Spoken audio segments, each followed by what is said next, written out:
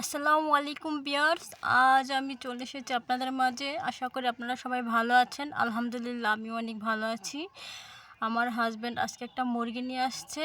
আমি সেটা কুটে রান্না করব, একটু ধুয়ে রান্না করব। আজ শুক্রবার, তাই একটা মুরগি নিয়ে আসছে।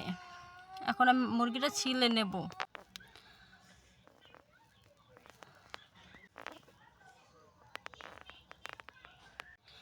আমার মুরগিটা বাছা হয়ে গেছে, এখন কুটে নিয়েছি। আমার কোটা হয়ে গেছে, এখন আমি আলু কুটে নেব। আলু ছিলতেছি। আলুটা আমি কেটে নেব, যেরকম সাইজে করতে হয় ওরকম সাইজ করে নিয়েছি। এখন আমি পেঁয়াজ ছুলে নেব, পেঁয়াজটা কুচায় নেব।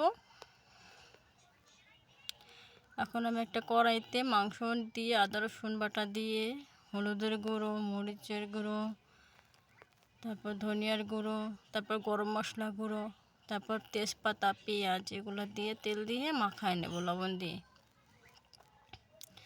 আমি ভালো করে মাখিয়ে নিয়ে আশা করি আপনারা সবাই ভালো আছেন। আমাকে সবাই একটু সাপোর্ট করবেন প্লিজ। এখন মাখানো হয়ে গেছে, এখন আমি পানি দিয়ে দেব।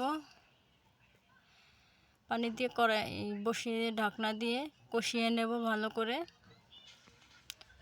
আমার কষানো হয়ে গেছে, তাই এখন আলু দিয়ে আবার কষিয়ে নেব। আবার একটু পানি দেওয়া, আবার ঢাকনা দিয়ে কষিয়ে নেব।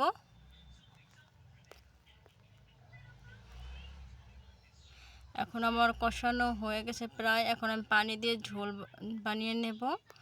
কতক্ষণ জাল দিয়ে শুকিয়ে নিলে তারপর টালা জিরার গুঁড়ো দিয়ে দেব, গরম মশলা গুঁড়ো